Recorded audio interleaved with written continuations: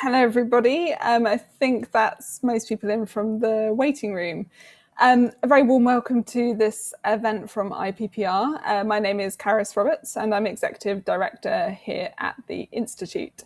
I'm delighted today to be discussing this book, Fractured, written by Jon Yates. It's a brilliant read. I really recommend it.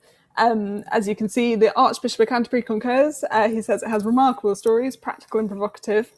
It's about the divisions in our society and how we can overcome them, and critically, whether COVID offers us the opportunity to do so. So we're going to have a very rich discussion today, I am sure. We have with us the author of Fractured, who is Jon Yates, Executive Director of the Youth Endowment Fund, which is a £200 million charitable fund focused on integrating young people into society. Amongst Jon's varied career, he's also co-founded a series of charities and initiatives, including The Challenge and More in Common, which aim to improve life chances and life understanding. Also with us today to discuss the book, we have Dr. Rupa Huq, MP. Rupa is the MP for Ealing Central and Acton, and she's also formerly a senior lecturer in sociology at Kingston University. We have with us Danny Kruger MP, who is MP for Devizes and has been the political secretary to the Prime Minister Boris Johnson. He's also co-founded a project, Only Connect, which worked in prisons to stop criminals reoffending, which he ran for 10 years. And further respondents, we have Sindhu Katwala, who's Director of British Future. He's previously worked in journalism and policy, and I'm sure brings a wealth of experience to this topic. And then finally, but not least, we have Lucy Mort, who's a research fellow at IPPR, who is a qualitative research specialist in migration and communities. So very pleased to welcome all of our guests to the event today. We'll start with Jon giving us a bit of an overview of the arguments in the book, a taster so that you can go on to read it, of course. And then I'll ask each of our respondents to offer some thoughts on the main arguments that Jon presents. We will have plenty of time for questions, so please do be thinking as you're listening. And if you'd like to ask a question, please use the Q&A function, and I'll be picking those out to put to our panelists. So without further ado, I'd like to hand over to Jon to talk us through some of the arguments in the book. Caris, thank you so much, and thank you to the IPPR for hosting this event, and to everyone who's joined us. So the core argument of the book is that the average British person and the majority of Americans are right about something. Half of British people say that their country has never felt so divided. 8 out of 10 Americans say that their country is either entirely or mainly divided, and I think that they're onto something. And I think you can see this just by looking at our friendship networks. So half of all graduates don't have a single friend who doesn't have a degree. The vast majority of pensioners have no contact with anyone under the age of 35 unless it's their grandchildren. A fifth of those who voted leave and a quarter of those who voted to remain don't have a single friend who voted the other way. Half of us don't have any friends from a different ethnic background, and yet the biggest divide of all in this country remains income or class. A UK barrister would have to invite 100 people into their garden, breaking the law by 3 times over, just to invite a single person who is unemployed. And I also think that we have hugely misdiagnosed why this is happening. And the average person on the street actually has, in many ways, a better idea of what's going on than the commentariat or those of us who are busy writing books. I find that many of my conversations with people, when we get onto this topic, someone will turn to me and eventually say, yes, but Jon, hasn't it always been this way?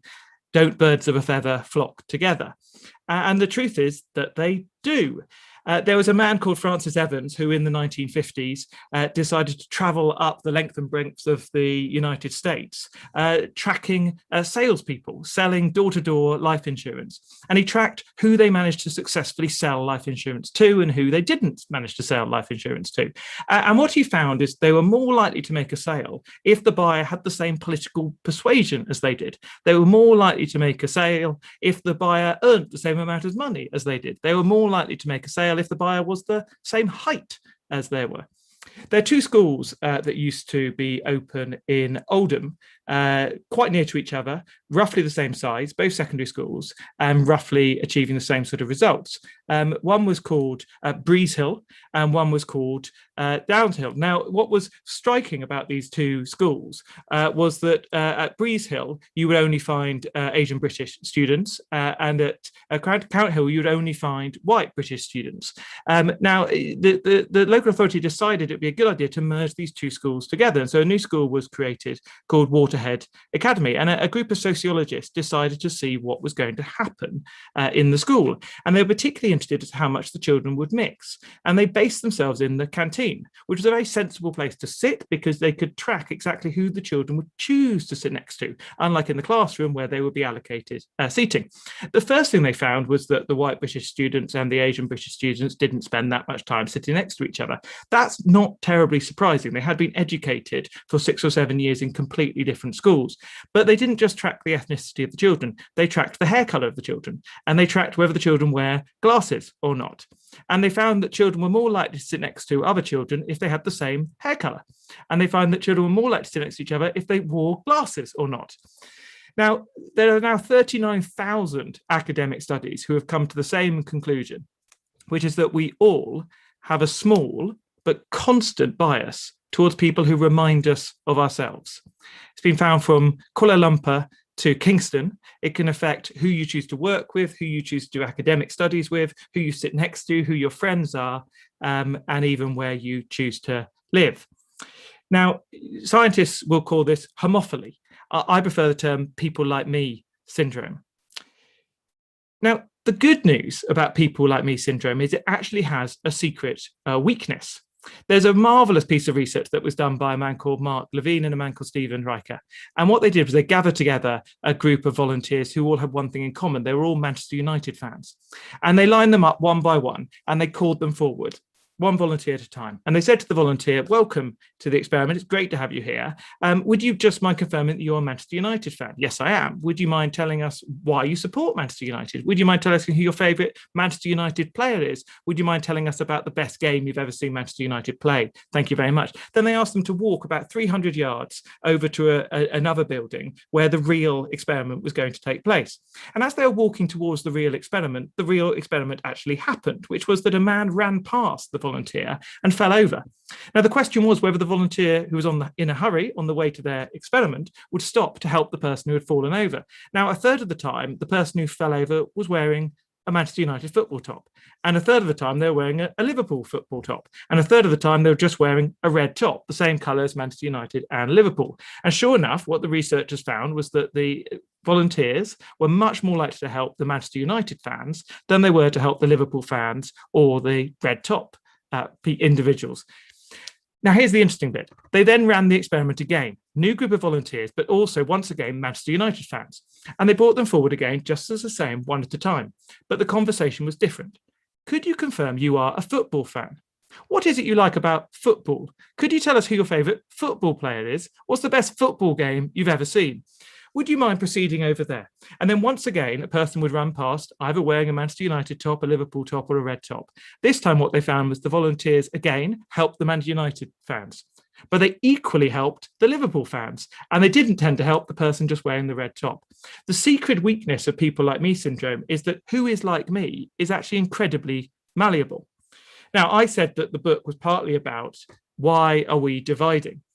And I've said that part of the answer is understanding people like me syndrome, but it is actually a very poor answer by itself, because I told you that people like me syndrome is a constant, small, but constant bias. And a constant bias can't explain why we're dividing today compared to 50 years ago.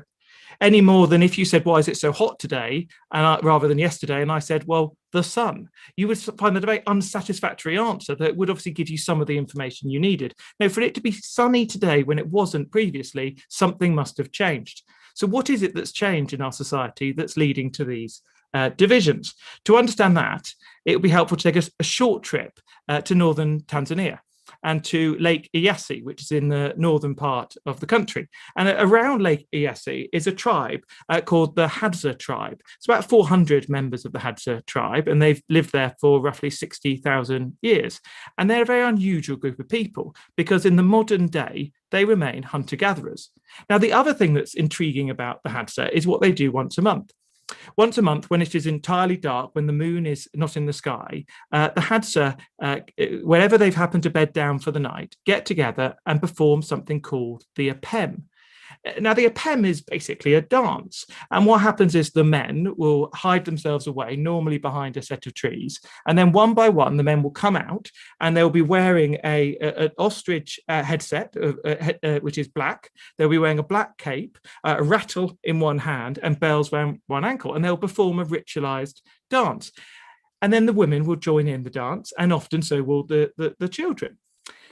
And the dance will continue till every man has led off 2 or 3 times. Now, the odd thing about the apem is it has no obvious purpose to it. It doesn't play any role in their economy. They have no organized, written down religion that they could describe that the apem plays into. It does not organize their hierarchy. It doesn't resolve disputes. It has no obvious purpose at all. And so a group of anthropologists decided to follow the Hadza around, and they recorded, who do the Hadza trust? Who do individual members of the Hadza share tools with? Who do they bed down with for the night? Who do they gossip with? Who do they spend their time with? And they found there were 2 main things that drove who the Hadza trust. The first is who they were related to. So the Hadza is a tribe of 400 people, but it's made up of a set of smaller families. And the Hadza have a bias towards people who are their kin. But there was a second thing that was going on, which was the Hadza are more likely to trust people who they had danced the apem with. And actually what the anthropologists found is the Hadza were more likely to trust people they had danced the apem with than people who were members of their own family. What the apem was doing, to use our modern language, is it was making diversity work. It was knitting together the different families in a high trust set of relationships. Now, once you start spotting something like the apem, you can actually see similar institutions throughout human history. When most of us stopped being hunter-gatherers, we settled into villages and we became farmers and agrarians. And the animalistic rituals tended to die out. But a new set of institutions that knitted us together arose. I'm talking here about rites of passage. I'm talking about feast days. I'm talking about organized religious services. And these were significant things. So the average 14th century English person would spend 1 in every 4 days in a feast day. It's a colossal amount of time for something that doesn't serve any purpose, but it is serving a purpose. It's building a connection between people. Now, when we left the villages behind, we lost the feast days, we lost the rites of passage largely, and we started to we find a new way of being connected together. And as city dwellers, that was partly voluntary activity, which was the club and the society. Out of nowhere, we went crazy to joining clubs and associations. Nearly every club and society that's well known today dates from roughly between 1750 and 1910, from the Guides to the Scouts to the Women's Institute. I could go on. Now, there was also, though, a mandatory set of institutions connecting us. The school is a really critical one. Didn't exist as a mandatory institution until 1880, but suddenly people's children went to the local school where they met people they didn't choose to spend time with. And finally, the workplace. Again, people tend to work in the local workplace with people they didn't choose to spend time with. Now, the odd thing is there is no term in the English language for these sort of institutions that bring us together with people we didn't choose to spend time with and creates a bond. So I suggest we call it our common life. And you can see a common life, as I say, throughout history. And actually, the history of humanity has been, in effect, a fight between people like me syndrome on the one hand, pulling us towards people who remind us of ourselves, and a common life, connecting us with people we didn't choose to spend time with, where we realize we have more in common than we thought we did. So back to the question, why are we dividing? The reason that we're dividing is because the common life of our grandparents, of our great-grandparents, has been declining. Every single generation since 1950 has been less likely to join a club or a society than the previous generation. But what about the school and the workplace? We still send our children to school most of the time. We still attend, most of us still go to work. Yes, but we now choose increasingly where we send our children to school. And of course, we choose where we want to work. And when you have choice, people like me syndrome comes back in again. So the question we really should have been debating when we talk about our divisions should have been, why has the common life gone into decline? And the answer is, there's good news and there's bad news. The good news is, I think we can identify the two villains of the piece. The bad news is, they're two things we really like.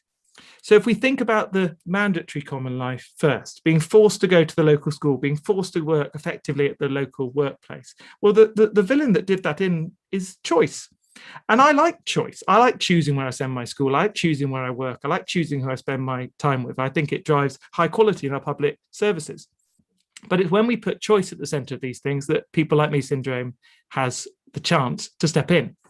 But what about the voluntary parts? No one forces the Hadza to dance the Apem. No one forced people to take part in feast days. No one forces you to join a club or a society. No, these things are so perfectly designed that everyone wants to be part of it.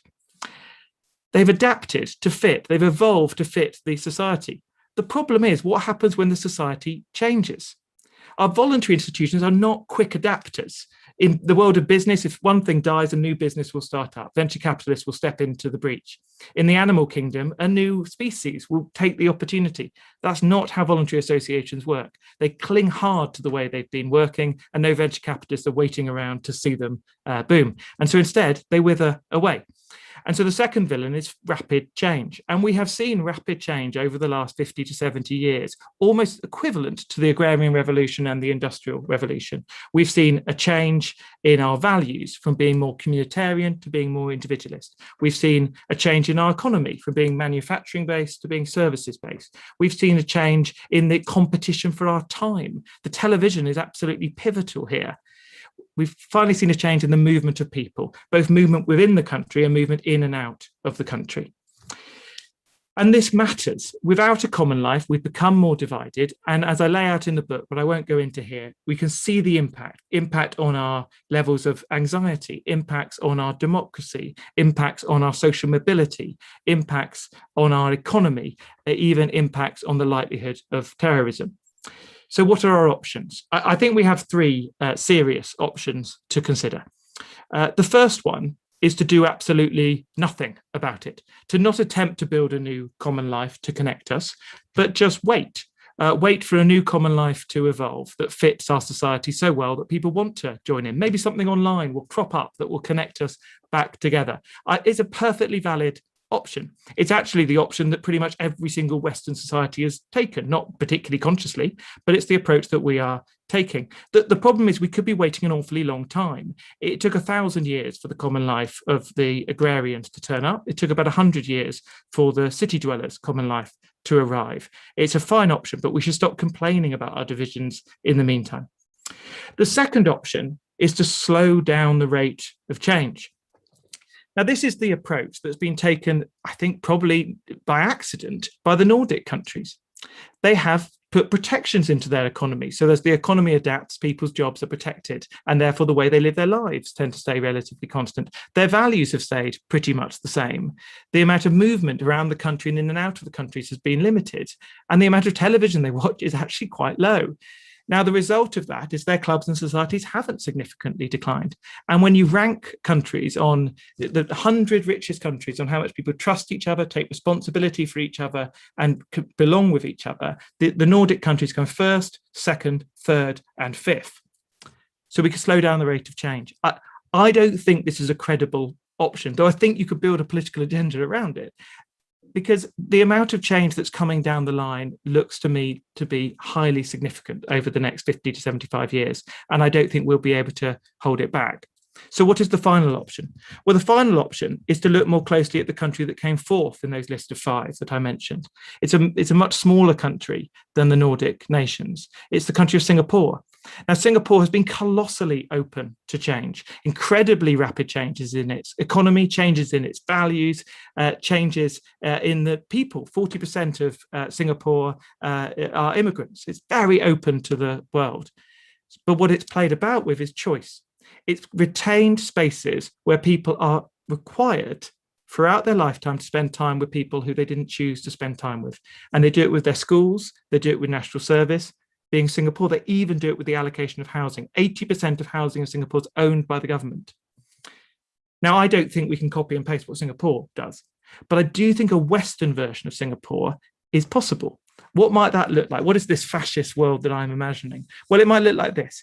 It might say that children have 100 months that they have to spend in their education. Maybe one of those 100 should be spent with children from all different schools, including private schools, doing something together in their community. It might say, yes, we should invest more in childcare, but as part of it, parents should go along to 5 or 6 sessions to learn about how their child's brain develops and how they learn. And they should do those courses with parents from all across town. It might say that when we retire, our lives are not over. It's a key moment that we can contribute.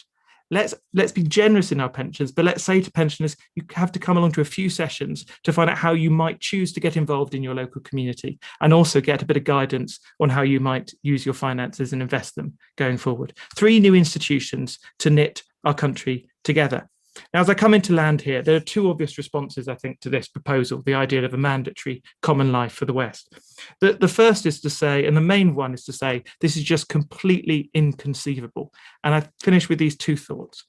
My first response would be, yes, maybe it is inconceivable, but what exactly is the alternative? So far, we have relied on parties for the Queen's birthday, general talk of British values, and assumption that everything will sort itself out. It is like bringing warm words to a gunfight.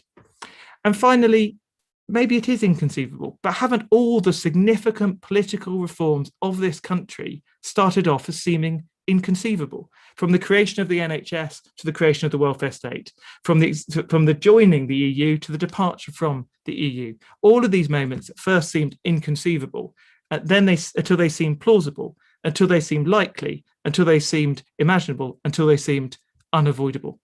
By writing this book, I hope to begin the journey of the idea of a mandatory common life from inconceivable to unavoidable. Thank you very much indeed. Thanks very much, Jon. Good to hear your optimistic vision set out, and I commend you, having read the book, for managing to fit in a whole host of things, including examples, into just a short talk. So we'll turn now to our respondents, and I'm going to start with Rupa for her thoughts on what we've just heard. Thanks, Caris, and thanks, Jon. I'm really looking forward to seeing the book. So when I was an academic, this particularly interested me because the 2 things I worked on are implicated here. So I started off in a sad way to hang on to my youth as a youth culture specialist. And I was looking at this theory of subculture, which was a 70s. I mean, you talked about what's class got to do with it. It was a load of sort of neo-Marxist Stuart Hall and all that gang hangovers from the 70s that were sort of seeing some sort of Gramscian power struggle in spiking your hair or growing a ducked-ass haircut. And my theory was that we're in a post-subculture era, and that we have this weird sort of individualism through uniformity through individualism. Kind of people think they're being so different, and actually they've all turned into the same herd. And there was Beck's theory of individualization that was a big deal at the time in the late 90s when I was doing that. The other thing I've been big on more recently, and actually my 4 books are still available in all good bookshops, or maybe on, I don't know, remaindered pulp somewhere. Suburbia. So I represent Ealing and Acton, and I have a cushion for each in the background there. So kind of, I do feel suburbs are overlooked, and you didn't talk about place very much, or maybe I missed it. You have the countryside with its defenders. A lot of, certainly the Blair Brown governments did a lot of things about tarting up city centres. And, you know, when people think of London, they think of Zone 1 and 2, but there's this whole beyond Zone 3 onwards that I represent. So that's why I was interested in this. I think what I want to say is kind of concentrated around 3 main things, maybe. So you talked about common life and social cohesion, and that is what this APPG is about. So first of all, so really, I suppose the big thing is what's COVID got to do with it, if we paraphrase Tina Turner for all of these rhetorical questions. So how have things changed? What's this new normal going to look like? Because we've all, you know, I'd never said, oh, you forgot to unmute yourself until April of last year, and now it's a daily occurrence for me. So this kind of thing, I used to always do my Sky interviews in the studio because it's just down the road, and they would tart you up. Whereas, you know, I've never done any of these before, and now, as I say, it's a daily thing. So first one, how has social cohesion changed with COVID? Second one, what about division stroke discrimination? How's that been affected by the whole pandemic? 14 months in, we're hearing it's going to be at least 4 weeks more, maybe forever, we'll have to live with this virus. And then last one, what's government got to do with it? So what sort of interventions are necessary? What's worked, what hasn't worked, what should be happening? So I just want to say a sort of word on all of those three things. I mean, I suppose all those cliches about how distancing and isolation have brought us all closer together, in some senses that is correct. Like every street now has a WhatsApp group where very quickly you can see who's delivering the food parcel to Mrs. Bloggins at number 33 today or whatever. That's something we hadn't had before. And as an MP, I feel actually this, Danny will attest to this kind of call, we have them all the time. Every Friday there's one with Nadeem Zahawi just about vaccinations, and sort of every other day of the week there are different ones, and they're cross-party. So again, the House of Commons, very tribal place, the setup of it is adversarial, so supposedly we're all in it together, kind of, although I do feel on these calls sometimes you get a minister saying, guys, I thought I'd tell you this first so you don't give me a hard time in the House at 2 o'clock. And sometimes it does feel like the government MPs are sort of saying, Minister, you're so amazing. And we're asking all the real questions that don't get answered. I don't know how Chatham House rules this thing is. But anyway, we'd never had this kind of cross-party briefing before all this. And then just other things, how have things changed that I noticed through just being a constituency MP. So in the centre of Ealing, we have an 1800s town hall. It looks a bit like the Disney castle. They often use it for filming to double up as the House of Commons, because all these stone arches. I think it's roughly the same age as the House of Commons as well, 1860s, neo-Gothic Victorian thing. Next to that, our blooming council is going to flatten an 80s building, 80s civic offices. I think it's a pastiche of Kensington Town Hall, if anyone knows that one, and car park, going to be razed to the ground. Instead, we're getting 477 flats in 7 blocks, highest one being 26 stories. I'm trying to fight this. I mean, so far, the next step is Secretary of State, so we may have lost it. But I do think that all the stuff in there, flats with no gardens, retail and offices, we're being told is not part of the new normal. So I've had to speak to estate agents through doing my parents' probate, and they are saying gardenless flats are not shifting. And even when I send my email newsletter out, when that goes to a few thousand people, replies come back saying, we've moved to a very big house in the country. So I think people are envisaging, white collar workers, that this working from home will be at least partially part of the week forever. And so they want space. People are choosing accommodation, not location. So offices, which is also part of this billions of square footage coming our way, that's going to overshadow our lovely town hall when it's 26 stories high. I don't think they're going to be needed. Maybe it's a hot desking thing. Even the northern estate of the parliamentary buildings, the bit where I am, we're all being evacuated out. It's going to be a hot desking thing from now on. I think MPs will have a desk, but our staff won't. And again, retail, everyone's used to Amazon and that kind of thing nowadays. So again, how much of this is going to stick, or is it temporary stuff? The council keeps saying that everything will bounce back. This development is near Crossrail, so this Jack and the Beanstalk thing, it will grow and be brilliant, but I'm a bit more skeptical. The other thing I just remember from going around in the last year is I went to see a school. So at the height of it, so we're coming on to division here. I do feel the recession bit of it has been really bifurcated. So if you're like us, you've been on full pay throughout, you can do this from home on a laptop, you've seen all of Bridgerton, all of The Crown at the same time in this last 14 months. Whereas if you're in warehousing, in retail, bus driver, those kind of people that we knew died in disproportionate numbers as well, it's been a very different pandemic. And you even notice it when you go into the House of Commons. I go about once a week, that the canteen staff, and again, there has been certainly one fatality amongst them and one security that we know of, they're just turning up, they've turned up without interruption all the time, and it's like nothing ever happened, sort of thing. So I do think it's more mixed, because in previous recessions, some people have done very well. They've saved money from not buying lunch every day and commuting. Division, the whole Black Lives Matter thing. We had huge marches in Ealing and in Acton. Most of the people on them, I have to say, were white as well. But I think it struck a chord with people. The George Floyd death, the fact it was videoed, there may have been many, many like that. There was a Blair Peach in Southall in my borough in 1979. No one had video of it, so it wasn't that graphic. So that's created a sort of, even the clapping on the doorstep, I think at the height of that, it did create some sort of social scene between everyone in the road, and it was nice because we didn't get out much and we saw each other once a week. So to some extent, I think all these cliches have been correct, but I do think division-wise, we've seen a very gendered pandemic. So, for women who always take the bulk of childcare, who've been doing their day job and homeschooling and everything else all at once, I think the effects have been profound. We know with kids, mental illness, my own son, I think the second lockdown, it was going a bit squiffy because it was a lot of online learning, and he was zonked out in front of a screen all day, and it wasn't even one like this where we were allowed to see each other, but I think at his school, for safeguarding reasons, they were just a bunch of initials each. What government interventions should address these things? Well, I think a lot of what has happened has, I hate to say it, but been the right call. So the furlough, sorry, am I being told to wind up? I could go on forever if you really want. Sorry, I saw something popping up. I need another pair of glasses to see that. At my age, the years have been cruel to me.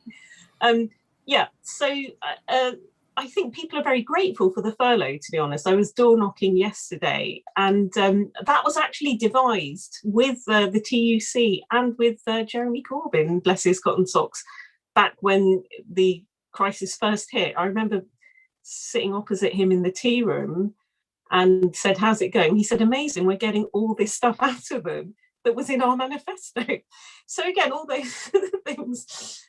Sorry, again, if it's Chatham House rules, I don't know if people wanted that said out loud. But the point is, this huge economic stimulus, maybe even the rebranding of Great British Railways the other day, sort of quasi-nationalised bits of railways. We just need the free broadband next. I think even that doesn't seem so zany anymore in the last year as it did in December 2019. So some of those calls, I think, actually have been right, but at the same time, it seems that we always reach a cliff edge. There doesn't seem to be any forward thinking with this. So we don't know if furlough will continue. We don't know if the £20 uplift to universal credit, which a lot of people have had to go on, a lot of those freelancers and self-employed have completely fallen through the cracks. We don't know if those will continue. The stamp duty holiday, I think the renters one has ended with some bumpy results. So what should they be doing? So some of the things they have done, I can't fault. The vaccine rollout obviously has been very successful, although that's the NHS more than, the track and trace, I think, was a lot of money down the toilet, to be honest. What I do think is some of these 2019 promises do look a bit dated. So levelling up, to me as a London MP, just looks like a blatant bribe to the former Red Wall, whatever it is now. When you have the greatest division and poverty in wards of London constituencies, the division within London and if you can see, I don't know, Canary Wharf blinking away, it's even worse, acute poverty in London. So I think that needs sorting, the way it just does not apply to London. I've heard it's said that Conservatives are worrying, how do they wean people off COVID socialism now? Because people have got quite used to all this. That's one Danny might have better examples, better answers to. I think I'll kind of end there. So my books, On the Edge, Rethinking Suburbia, what was the other one? Beyond Subculture, all still available. And one that, since I was an MP, about riots. I don't know if we're going to have riots again. One, reading the Riot Act, because we had riots in Ealing in 2011, and I think they had them in Croydon, various suburban locations. But anyway, I think, roughly that's all I wanted to say. And Jon, lastly, sorry, you talked about this replication thesis where you choose people because they're exactly like you, remind me of me when I was your age. and things replicate. I think that's most acute in the House of Commons, to be honest. When I show people around, I showed a uni friend and he said, oh my God, this is exactly like Coxbridge. And I thought, yeah, because some people went to uni here, their house looks like this, they end up here and they take the same surroundings around all their life. And that is sad. So that's why I always feel a bit of an outsider there, because otherwise you're part of the problem if you take it for granted. Thank you. Thanks very much, Rupert. And I'm going to be cruel, Jon, and not let you come back on those questions just yet, because I want to go to our other respondents. Danny, I'll pass over to you now. Are you there, Danny? I think we might have temporarily lost Danny, which means I'm going to spring a surprise on Sundar and ask him to respond next. Well, thanks very much, Karis. Thanks to IPPR for organising this. Congratulations to Jon on the book. I think it's good to have an analysis of why we're fractured, but what I think is useful about the approach Jon has taken in this book is he wants to shift the debate to how we respond.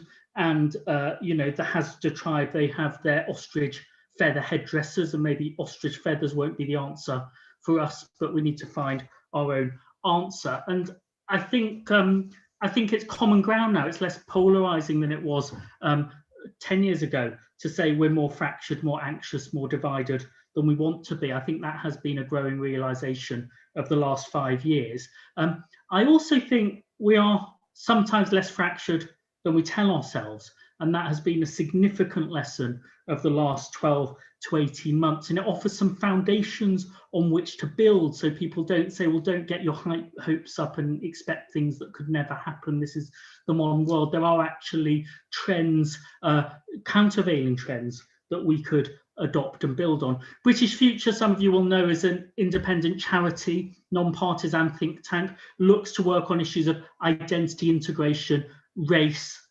immigration that are divisive and polarizing, to look for the common ground. And I just want to share a handful of relevant insights from a large exercise we conducted called Talk Together, the largest public engagement exercise during this pandemic on what unites, what divides, and crucially, what people want to do about it. And this was conducted for the Together coalition that everybody is invited to join if they're interested in making this a kinder, more socially connected society. And we had 160,000 people contribute to this, 500 people in Zoom calls like this one right around the country, and lots of other people in lots of other ways contributed. It was a very volatile year and a bit.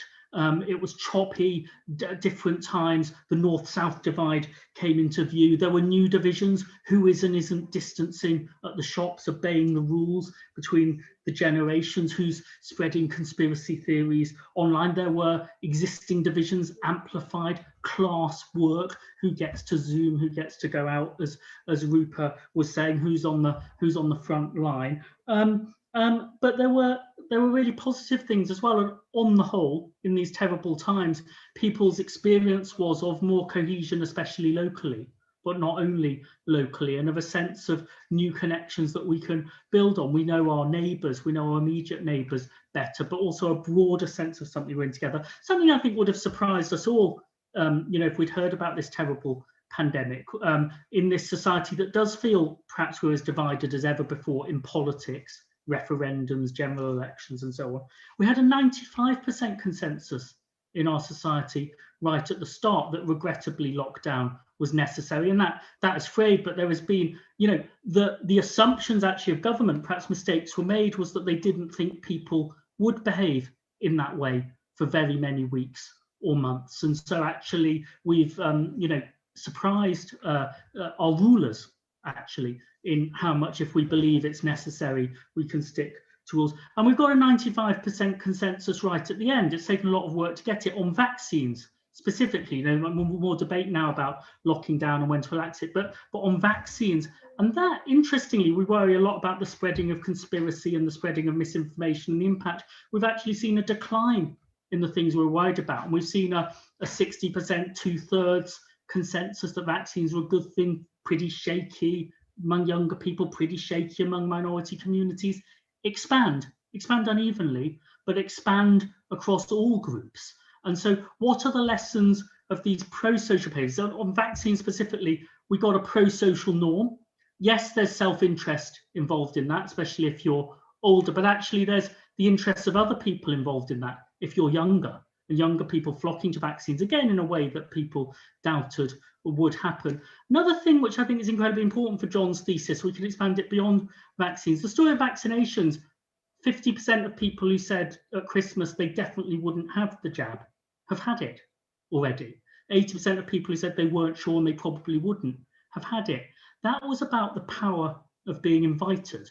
And I think one of the answers of the conundrum for Jon of how do you get more of a common life in a liberal, individualistic, democratic society, you're going to have to do it in a liberal, democratic, individualistic way where we agree it's good for us and we want to do it. We're not going to be able to impose it very much. We can have democracies that debate whether these mandatory things are a good idea to bind ourselves by.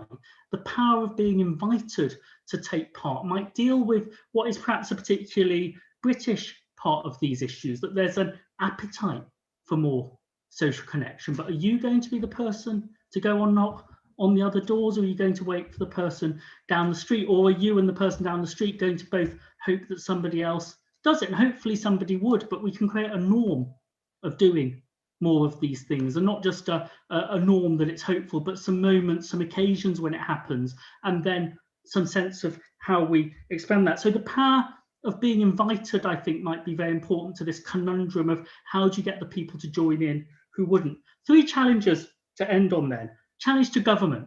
Government can't connect society if people don't want to, but government can do some really important things. And my colleague Jill Rutters, now at Spirit of 2012, led this talk together work. She said there are foundations and there are facilitators, and I think governments are very important on the foundations. The common language is incredibly important. The places that people connect or don't connect, and how schools or housing, high streets are organised. Local and national government has a lot to do with that, something Rupa was saying. So government can do a lot to found and facilitate this. It can't make us do it, but it can make it easier. And government has left a policy vacuum, and I hope Danny's work will help to fill it. 20 years ago, after the Milltown riots, Ted Cantle was talking about parallel lives. Well, we've done it in a very itsy-bitsy, partial way. We haven't got a push to say, let's do this everywhere. Challenge to civic society, I would say, is that civic society really wants to bridge the divides in our society. It's what people feel they're there for. The geographic divides, the generational divides, the interethnic divides, responses to Black Lives Matter. But civic society needs to deal with its own integration challenges to bridge these divides,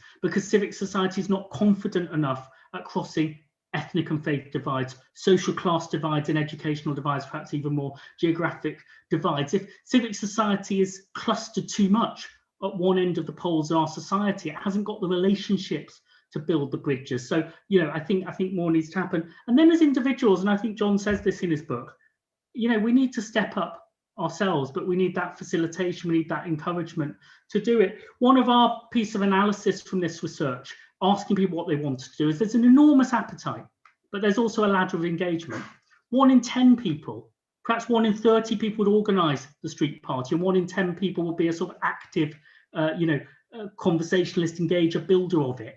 But there's another quarter of us that would join in very happily and help out if we were asked and if we're invited. We think there's another third of society who are spectators, but who would come to something we're all doing. And then probably there's a 30% of society who are quite isolated in terms of their social connections, and therefore we need to work really hard at these connecting institutions to make sure they don't leave the isolated out. And this was the question, I think, about the COVID groups. Were they strongest in the areas of high social connection and weaker in the areas of weak social connection? Then a job for government and civic society in levelling up the social connection story. So I think Jon's right to say big challenges, let's not pretend they don't exist, but also foundations to build from one of the most terrible years in our social history, more appetite for social connection probably than ever before. If we don't seize the moment now, it will all fade. What are we going to organise? What are we going to do? So let's talk about why we're divided, but let's focus primarily on how to build the bridges that bring us back together. Thanks. Thanks very much, and some very useful challenges there. I think Danny's back and not frozen, so I'll now turn to him. Thanks very much. Thank you. Great. Well, very good to be with you all, and delighted that Jon's finally got his book out. We've been talking about this for years. I mean, he's entitled it Fractured, which implies that before it was whole, whatever it is, I suppose, our society. We were kind of whole, healthy, united together. And obviously that's not completely true, but I think it is partly true, and I share his perspective that it wasn't always like this. So what was it that made us whole before? And my simple answer to that is that we were a monocultural and a hierarchical society before, and those aspects were quite useful for social unity, because the monoculture, the largely Christian culture that our society had until the modern age, gave us a common idea of humanity that people could unite around, as well as, of course, of institutions and dogma and liturgy and so on that people practice together. And the hierarchical nature of our society meant that people were in relationship. They were in vertical relationships, extremely unequal and abusive ones often, no doubt, but they were connected through the social and economic forms of our society. And that was partly voluntary, but I not entirely. I'm not sure that it's true that people weren't forced to attend the feast days, Jon. I suspect it was pretty compulsory. But it did mean that they were together and dancing around the maypole, enthusiastically or not, was a connection. So now, the modern age, in my incredibly simplistic historical analysis here, we've largely abandoned the common ideas that held us together hitherto in favour of a more relativist celebration of difference, actually, and a recognition of our diversity. And we haven't eradicated hierarchy. On the contrary, we have in many ways a more unequal society than ever. But we have abandoned the relational hierarchy that we had before, the one whereby people were connected through social and economic forms and forces. So we still have hierarchy, we just don't have the relationships that it came with before. So that's us fractured, and then came COVID, and of course, as we all know, it's exacerbated many of our social problems. Certainly, as others have just been explaining, it's exacerbated the inequalities. Your experience of COVID will be very different depending on your socioeconomics, and yet. We have, to a degree, recovered some of those qualities that we had before. We've got a sort of common idea again. We've had one over the last year, which was a single idea that the country rallied behind, which was to save the elderly and to protect the NHS. So there was an idea there. And then in terms of relationships, as Rupa has said, we came together locally to meet our neighbours and to form relationships of difference and of commonality and of mutuality. So there's reasons to hope that we haven't lost the essential impulses that can give us wholeness again and heal the fracture. But we have to do it obviously without some kind of reversion to monoculture and hierarchy. Much as the romantic Tory in me wishes we could. We can't and shouldn't. So what can we do? And I think, bluntly, we need the good bits of the old form. So we need narratives of unity. We need social ideas and expressions that bind us together. And that's why I think the culture war that we're all in and we all rather deprecate and regret is actually useful, not because it gives one side in the culture war the opportunity to win, but because it involves us in conversations about who we are. And we have to have those conversations, and the pace of change is necessitating them. And obviously we can regret the simplicity and the aggression that goes into it, but actually we are having the right conversations. And the more, frankly, decent, sensitive, respectful people engage respectfully in those conversations, the better. So I want the outcome of our cultural conversations not to be victory for one side or the other, or for us to ignore these debates. Those seem to be the options. One side must win, or we must just say we shouldn't be having a culture war. Actually, we should be having this conversation, and we can help to build narratives of unity. I mean, I would make my only vaguely political point is that I think it would help if I think the outcome of our cultural conversations, or the next iteration of our sense of ourselves, the narrative of unity that we need, it should be one in which we actually, come to a position where we like our country, and it's best if that conversation is held among people who do like their country, who more or less believe in its institutions, who think that we've got much to be proud of in our history, and I think that's where Jeremy Corbyn and their allies struggled to connect. So there's alternatives to how to resolve problems in society. One is to blow everything up, to say that institutions are inherently illegitimate and we must raise them to the ground and start again based on our own one generation's stock of knowledge about what would work. But I think in this country we have a better tradition, which is we don't do that. We evolve and improve, and we build on what's gone before without trashing the past. So I think we need these narratives we need good narratives. And then secondly, and last, I'll end with this, is we need practices of unity. So we need to do stuff together. And my background before politics was in this, working in prisons with ex-offenders and then young people at risk. And obviously, sounding like I do and coming from where I do, there's some fairly big social gulfs.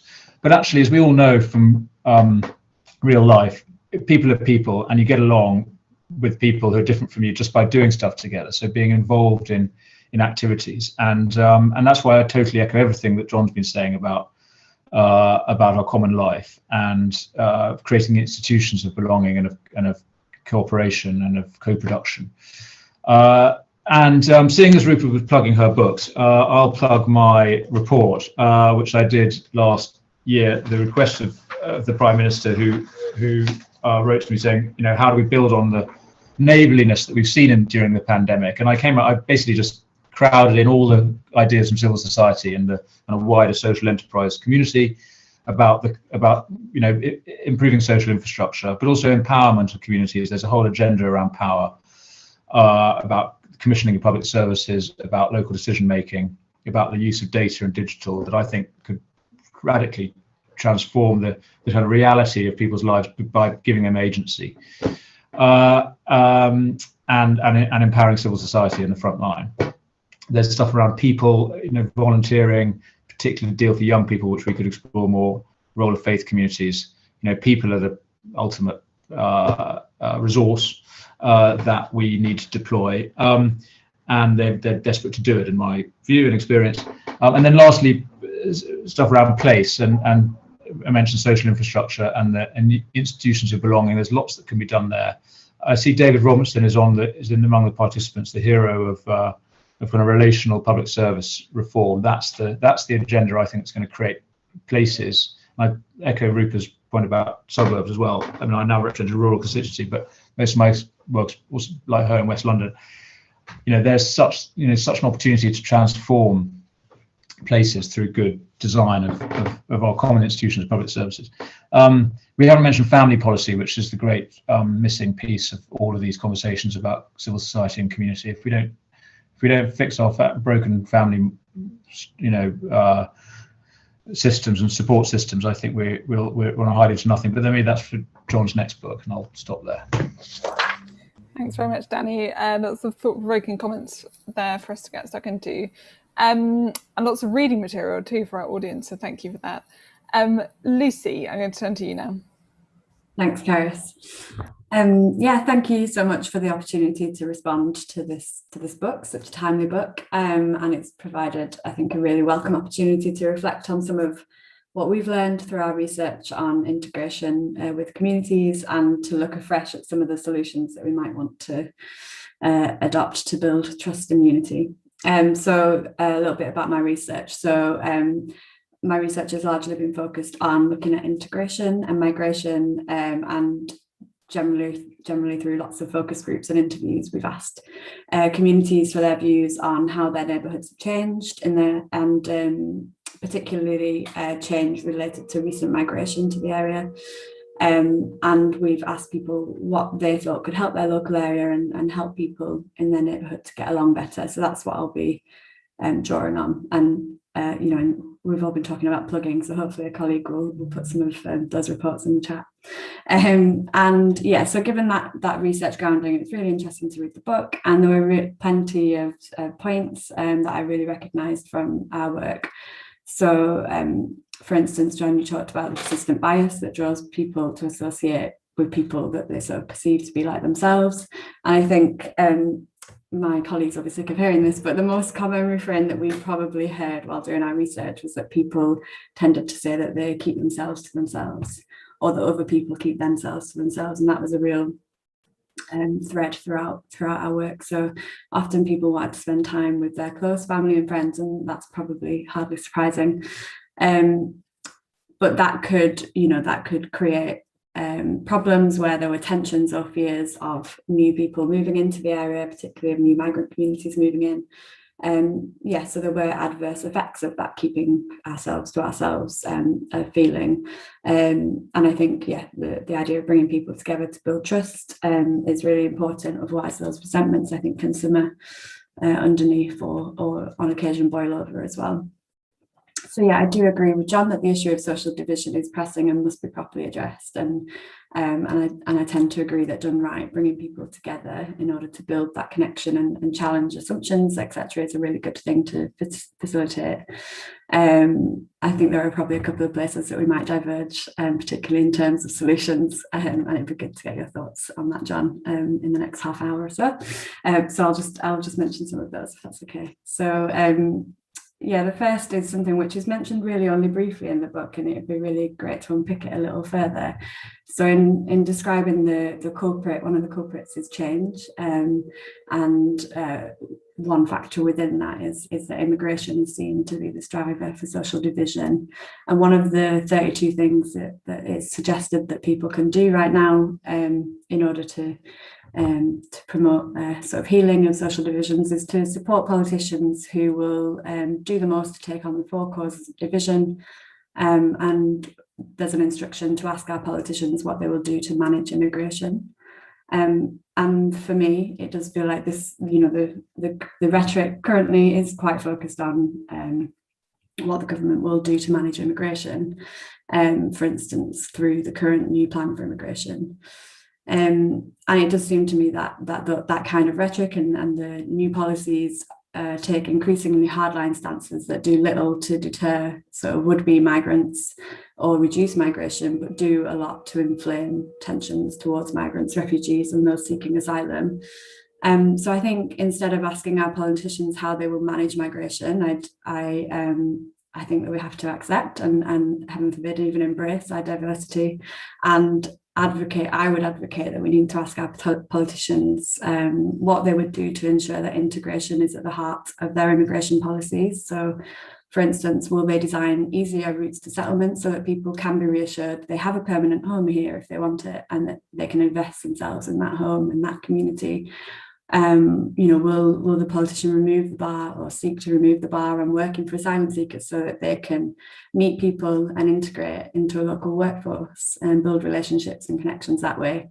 And how will they support new migrant communities to settle into their new homes? So almost every focus group that we've ever held when we've talked about this issue, be it talking to people from a migrant background or otherwise, have highlighted that having a shared language is really crucial, obviously, for getting to know one another.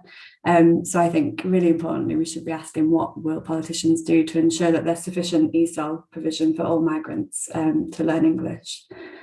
And I think there are some other questions as well in terms of economic responses to social division. So how will we ensure that the communities that people are moving into are able to respond positively to that change? Will they strengthen local economies and rebalance economic inequalities across the UK? Will they take steps to reform the labour market and ensure that there's work that means that people have the time, money and energy to get involved in their local communities and build connections, which is something we've heard time and time again that people don't have enough of, those 3 things. And I think, yeah, addressing those questions would improve the quality of life for people across communities and create the conditions for people to feel secure and hopefully create the conditions for cohesion and integration. And there was just another thing I wanted to reflect on was on the need for equality of status among those that we're bringing together, which I know that you agree with, Jon. And I think I just caution really being careful about how we address the ways in which government policies create and sustain inequality and injustice, and that we acknowledge the abundant capacity for the government to do something and to redress those inequalities if they chose to do so. Which yeah, I'd be interested if this book, if you think the book goes far enough to give a role for government in that. Yeah, I agree that equity is definitely a prerequisite for integration and cohesion. And yeah, I think that we need kind of bold and systemic change across multiple fields of economic and social policy in order to foster that equal status across society. And finally, as Rupa mentioned and others have mentioned, we need to talk about place. And I believe that to develop long-lasting solutions, we can't only look at solutions that are sort of national level solutions, that, you know, schemes that will be rolled out nationally, but at schemes and solutions that are designed by and in consultation with local communities and local partners, and sort of reversing the trend of budget cuts and service closures and ensuring that we have community spaces for people to meet in, which is something that we often hear there's a lack of. Yeah, so in summary, I think there's a number of things that we could do to create the conditions for cohesion, but I think we also need to look head on at the inequalities and take systemic action to address them. And I hope that those are constructive reflections, but it'd be great to hear your response to some of those either now or later. Thank you very much. Thanks, Lucy. And thank you to all our respondents for those comments, which are extremely interesting. I'm conscious of time and we have some really good questions in the chat. So I'm going to, and I've got lots of my own, which I'm going to have to be selective about. I wondered if we could start, Jon, by talking, so William in the chat, in the Q&A function, has asked about examples of societies that have managed the tension between multiculturalism and social cohesion well. And I know you draw a lot in the book on the example of Singapore, as you mentioned in your presentation, as you know, a potential model. I wondered if you could just say a bit more about the applicability of Singapore to the UK. And I guess there are three areas that I was thinking as reading it that maybe caution against how applicable it is. One would be Singapore does not have as full a democracy as the UK, and I think it's fair to say. The second is the geography. It's essentially a city-state, and you know, political theorists for hundreds of years have said that perhaps a city-state is a more appropriate size for a polity. And then the third would just be the history, and I wonder if you could comment on potentially the myth making that is needed to have a sense of shared identity that maybe is present in Singapore, and what the kind of corresponding point would be in the UK. Absolutely, Chris. I mean, if I can just use Singapore just very briefly, I mean, Lucy made a really valid point on immigration. So if I might just touch on it briefly, because you know, immigration is one of those topics that most of us, we're not talking about policy, we're talking about people. We're talking about people we know and people we care about and people we love. And so it's not just sort of dry policy, it's like personal. So it's worth me just maybe touching on it briefly. I mean, I think it'd be sort of, I wanted to just approach the book just neutrally and look at the evidence. And what I got to be honest, I got to the point where I was like laying out, like, what does the evidence say? And I almost left off the point about managing immigration because I suddenly felt I'm going to come across as a scumbag. Like, this is how this, I was like, that's ridiculous. I've got to write down like what I found. And so it felt like unjust sort of to the reader, not to sort of be frank. It doesn't mean you have to agree with me, but like the only bit other that I say is like my sort of poster child of this one is Singapore, which is the most open to immigration. Like, you know, 40% of Singapore are immigrants. In the bit that you mentioned, Lucy, like 2 lines above, it says, these are the 4 things I want you to call for. The second one is, will they seek to reduce inequality? The third one is, will they protect workers' rights and manage immigration? So and I say, you know, earlier around page 250, trying to solve this problem by reducing immigration is a mirage. You know, we are a diverse country. It's ridiculous to think this is the way to address the problem. And I am really clear that the issue is movement of people. So it's not people coming into the country. It's people moving around, and it's different. Difference is if everyone's literally identical, if there's just me, you don't have any division. But I say, like, it'd be a North Korean horrible place if everyone was identical. And I say the only difference that I would try and reduce by policy is inequality. So I just sort of want to frame it a bit, because, Lucy's not wrong in saying, well, I don't know if I agreed with this, but it would just be sort of misunderstanding how I've approached the issue to say, and then I came to the conclusion, what we need to do is end immigration. It just isn't my sort of way of looking at it. Singapore's fascinating. The first thing on Singapore is, it is unusual. It was an accidental country, born by accident because the Malay Federation chucked it out, didn't want to become a country. Its first leader went on telly and cried about it, and was so worried the country was going to fall apart. It was a country that didn't have enough people to defend itself in a hostile environment, and didn't have enough land to feed itself. And yet the leader said the thing he was most concerned about was the country falling apart because of race riots, because it had a history of race riots. And he'd seen Sri Lanka, which was meant to be this marvelous, going to be a huge success. The British have set it up for this being this amazing independent country, and we clearly hadn't. It fell apart very, very badly, and he was terrified the same thing was going to happen. And so, for a country that couldn't feed itself or defend itself, its top priority was integration. I definitely think, as you heard me say, we can't just copy and paste Singapore. But I do worry that we sort of write it off, because I think that's what we did with regard to the pandemic. We were like, yeah, well, closing the borders worked in Taiwan, but it would never work here. Yeah, well, and, locking everyone down. East Asians are different from British people. They can accept it. We'll never accept that. And I think all that stuff was nonsense. Like, humans are humans. And actually, we're not that different. Now, I'm very sort of strong in the book in saying, first of all, I don't come at it going, I wish we could just be mandated to do stuff. I like being free. It suits me very well. But I am worried about the impact on my freedom if the country continues to fracture. I think my democracy is going to get really messed up. And I think social mobility, which I care about, is going to get worse. And so for my own freedom, I would like to bring people together.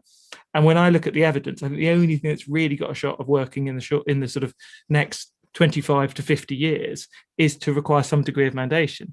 Now, then I say, okay, how would that work in a Western society? My main criticism of the debate so far, not this one, generally, no one even gets to that point. Like, no one even says, well, hang on, could you do it by mandation? Like, it's not even asked. It's just assumed that that's a mad idea. Whereas I think we should ask the question, well, could you do it by mandation? Would people accept it? And what I say in the book is, I think it would have to be something that the majority of people would support, that the majority of people taking part would support, because you can get a majority for 2 years of national service, but you can't amongst the people who have to do the national service. The majority of people who would take part would support, and the majority of people who have taken part continue to support. Now, those are my three tests. And the challenge, I would say, is when you talk about, 1 month of the 100 months doing community activity, or much better childcare, but you have to come to 5 or 6 sessions, or a program for people who retire, it's totally fine to be opposed to it, totally reasonable. I might not get a majority, but I don't think it's like horrific, and it might actually work. And so my main push is to say we've got to move the window of this conversation. And Singapore is not the same as us, but they are worth learning from. Thanks, Jon. And what about that point on identity? And I guess I'm thinking in particular that, the solutions you present suggest practices by which we might get to know one another more. Do we also need that, that Liverpool, that Manchester United, or football as the overarching kind of concept that ties us together? So I think I'm a little bit of a skeptic. I'm pro national. I'm pro us having these national stories rather than not having them. Absolutely, they are helpful. They are good. I think having the England team is really helpful. I think the fact that we have moments that we celebrate together is really helpful. I am pro those things. I'm really pro them. But I think there's a limit to what they can do. I say that because most of our identities are multiple. We are, yes, I'm British, but I'm also English. And my wife is Scottish, and I haven't to go to church. I'm a Christian. I live in Epsom. I like football. Like, we have sort of multiple competing. I've got ginger hair. We have multiple competing identities, which is good. It makes us interesting people.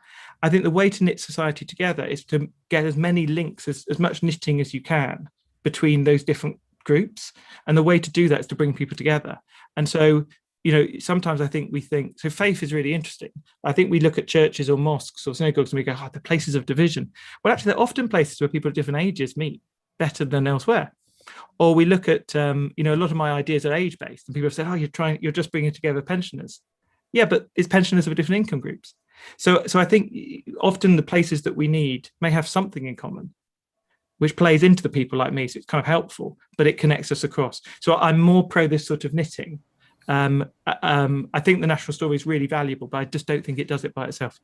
Mm-hmm. Thank you. Sundar, were you coming in there?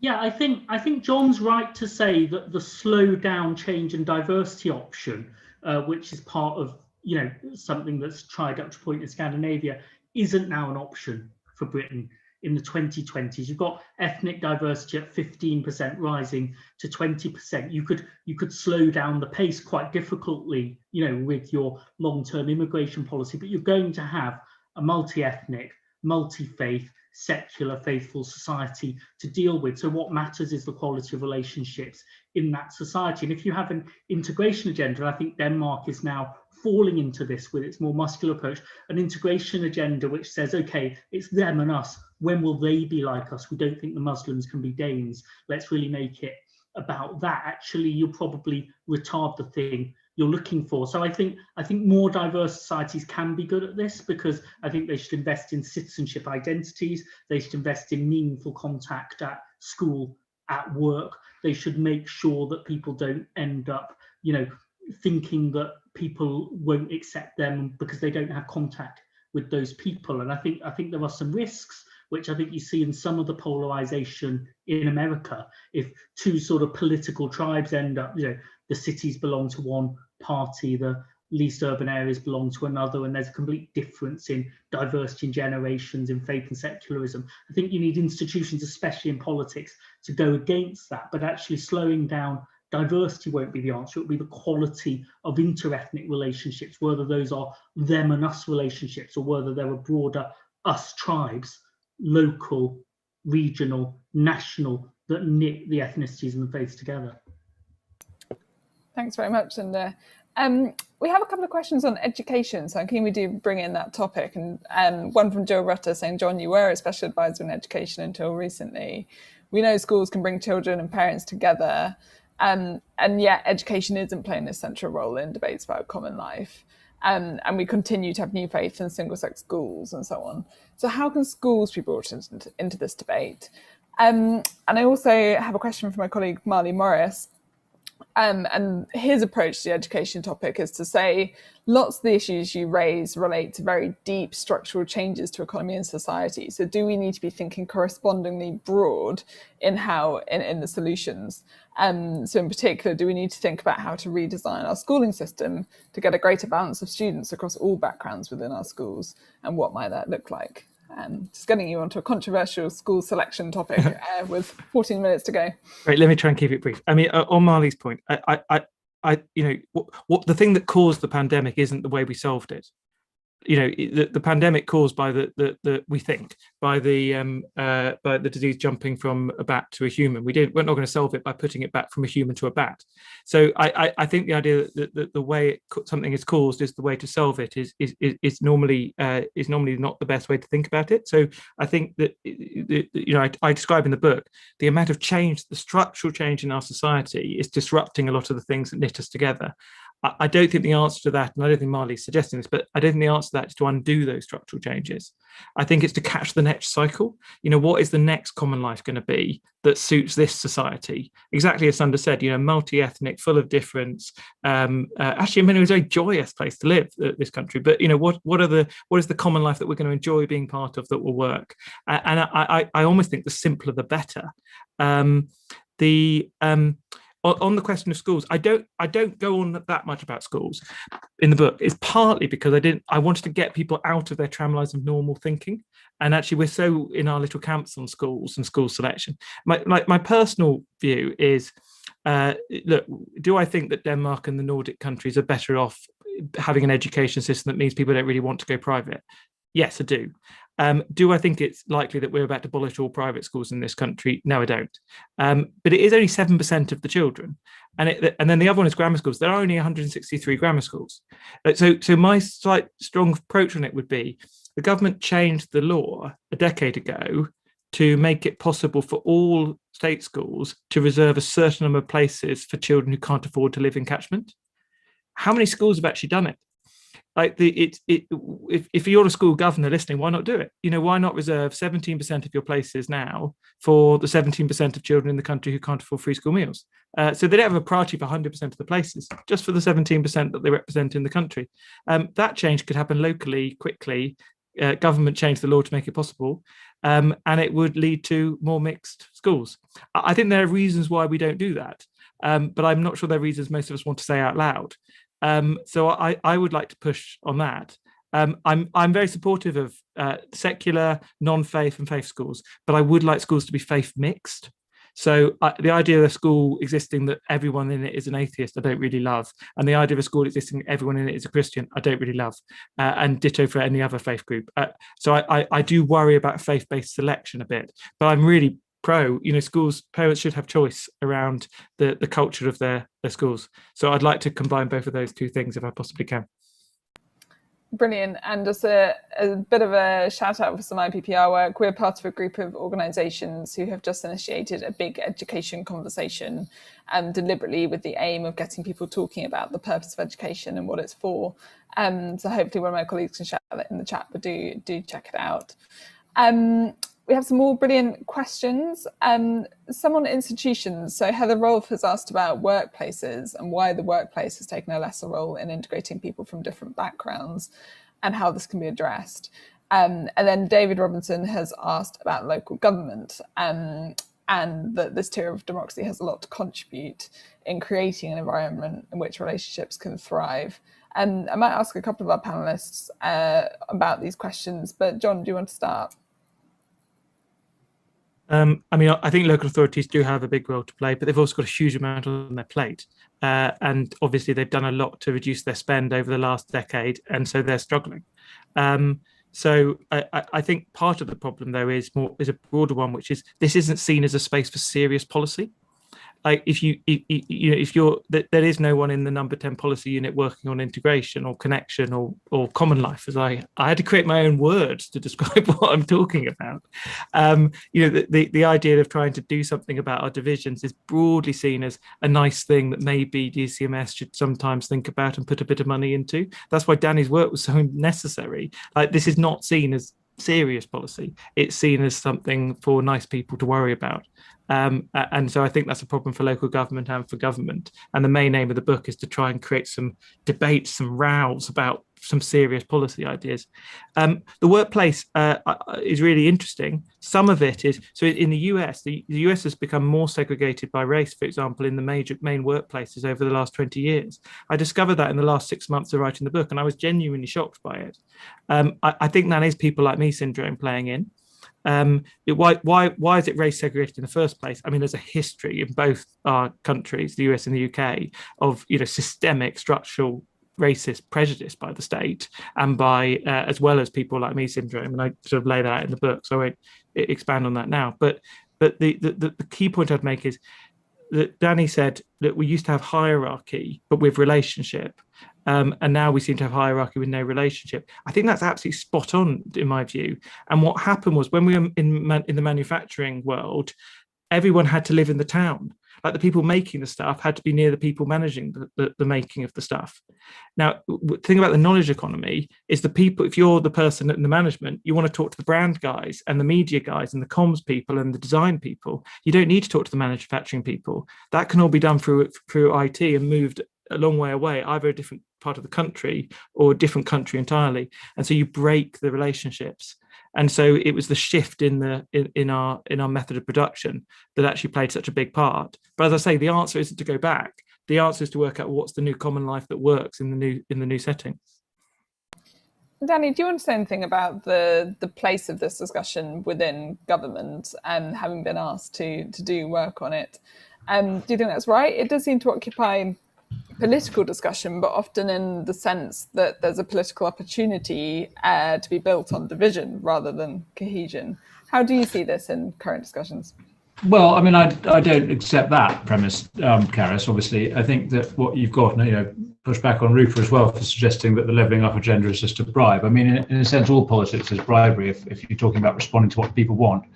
What the country wants is unity, and that was what the 2019 election really demonstrated. I think, as a nation, we want to come together and overcome the political divisions of the past, and crucially, the economic divisions that have produced those political divisions. And there's research that Paul Collier did that showed that the one thing that, in a sense, unites us as a country, the one thing that people of all backgrounds, places, classes, professions agree needs addressing in this country, the great problem we have is spatial inequality. That's the problem, or that is a leading problem. And I think there is a real recognition in government that that's critical, and it's I think, would say this, wouldn't I? I think it's to the credit of this government and Prime Minister that he's in a sense put 40 years of Tory orthodoxy to one side and said, no, we're not going to be spatially blind as previous fiscal and economic policy was. Just let labour and capital find themselves through the processes of the market. We're going to be deliberate about overcoming this spatial inequality. And likewise, the cultural conversation I mentioned, the cultural war. I mean, obviously, often it can be a bit simplistic, but again, and I know the PM's getting criticism for, as it were, wading into some of these apparently superficial cultural spats. Again, I think he's responding to the sense that we have to have a story that unites, and it's not, risk wading into the cultural war myself. It's not helpful if all we do is try and tear down the institutions and the history that we are the heirs to. So, so those are my points about the economic and cultural divisions. But to John's point about the place of this civil society debate, the institutions of belonging, the means of connection, then absolutely, I'm afraid to say I'm openly critical that we are not, as a party and a government, nearly proactive enough about the need for a politics of local belonging and of civil society and community empowerment. And I'm afraid it is too often hived off to DCMS, which I wouldn't knock, because I worked in DCMS as a civil servant. I applaud the place, but on this agenda. But I think it should be more central, and we don't just unite the country through a national narrative or economic redistribution. We unite it through creating the opportunities for people to connect in real life in places, and I think the government does get that. Actually, I know they do. It's not prominent enough in the narrative at the moment, in my view. Mm-hmm. Thank you. Rupa, were you coming in there? Yeah, no, I mean, my point on levelling up is really you don't level up the country by levelling down London. So it seems that this government has a very anti-London agenda, which is counterintuitive because it's a former mayor of London who represents a London suburban constituency.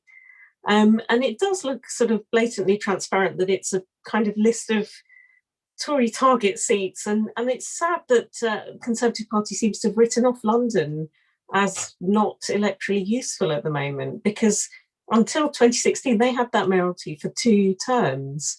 So that's what I think is unfortunate about this whole thing. And also, it looks pretty sleazy when you see Jake Berry awarding Robert Jenrick's seat money and vice versa, and none of those really scored very highly on deprivation indexes. So I think that was my point on levelling up. I agree that the culture wars seem to be a new front on which all this is fought, and sometimes they just seem sort of imaginary as well. So there was a whole hoo-ha about the last night of the proms banning flag waving, which apparently the corporation Auntie Beeb never proposed that at all, but someone got it into their head and made a whole great big thing over it. And BBC bashing, you talked about institutions, Danny. BBC bashing is a cardinal principle of this new culture war, yet it is something we know. Auntie Beeb respected all over the world. My cousins in Bangladesh say they listen to the World Service when they need the truth. So again, I just think some of that, and even the whole business about the taking of the knee, that seemed to have had a lid put on it. I think the game yesterday, there was very little booing. And then apparently to this new GB News, I've not seen it with the sound on, but it's been tweeted that Priti Patel said it's perfectly within your rights and democracy to boo your own team. But I just think booing is rude, and it's not great for people's self-esteem if they're about to go out and play a game and people are booing them. I think Johnson said something at the weekend perforce that no, don't boo your own side. That's not patriotic. So, I mean, again, I think some of this culture war's gone a bit crazy. I did a speech actually in the graveyard slot, so the 10 p.m. End of day adjournment debate on statues last week. And the reason was I wanted to talk about my blooming planning application that I mentioned. Obviously, that's perturbing me a lot. But my debate was going to be on preserving heritage, because that's municipal heritage. It's public land owned by, the citizens of Ealing that's going to be a load of private flats now. That debate title kept failing in the draw. So you bid in. It's like a, competitive thing. So then I added the word preserving heritage and statues. And suddenly, first debate successful on the first day back after the recess. So that does seem to excite people at the moment. And that's how you get attention. Just stick the word statues in, which, I mean, again, some of this statues debate, I think, is a bit OTT. If things have got some explanatory notes and they're contextualized, then I think that makes them a whole lot better than people walking past them, not even knowing who these villains were. And even putting everyone into heroes and villains category is one of each is a bit wrong, because complex characters obviously have complex personalities and different sides to them. Well, there's a top advocacy tip from Rupa: put the word statues into your campaigns. We're running short of time, and I want to finish with Jon. There's a really important question here, which I'm sad we haven't had time for, which is about the climate crisis threatening societal cohesion. I wonder if I could ask you to kind of consider the future for a second, Jon. In the introduction to your book, you talk about kind of going out and clapping a year ago. How do you feel now that the pandemic is at the stage that it is? I don't want to say coming to a close, because I don't think we're quite there yet. But at the stage that it is, and how do you feel about the prospects for our fractured society looking to the future and the future things coming down the track? Yeah, thank you. So I'll make very, very brief. But I think what we're seeing, and we started off with the point that we sometimes get we miss what's actually going on underlying the country around these divisions, and I've not quite succeeded in bringing Danny and Rupa fully together, I feel. But the core thing is most families and most friendships have arguments, and you argue about things because they matter. Why do we argue about statues? Why do we argue about our history? Why do we argue about the way we tell stories? Because they matter to us. But we can handle them because we still connect. And I think we have to have these arguments. We have to have these debates. But what we're lacking is the underpinning connection that brings the family together. And I don't think as we come out of the pandemic, most of us want an end to social distancing. And we would like to live in a society that's more connected together. And I hope what the book is going to do is say there is a way to do it. And so I look forward to the debate that might follow. Brilliant. Thank you, Jon. And you can find the link to Jon's book in the chat. And just to say again, a huge thank you to all of our panelists, to Rupa, to Danny, to Lucy and Sunda, and especially to Jon for such an engaging and concise presentation of his book. I promise you there is much more in it to read, so please do go and get yourself a copy. For now, thanks very much, and to our attendees too. I hope you enjoyed the conversation.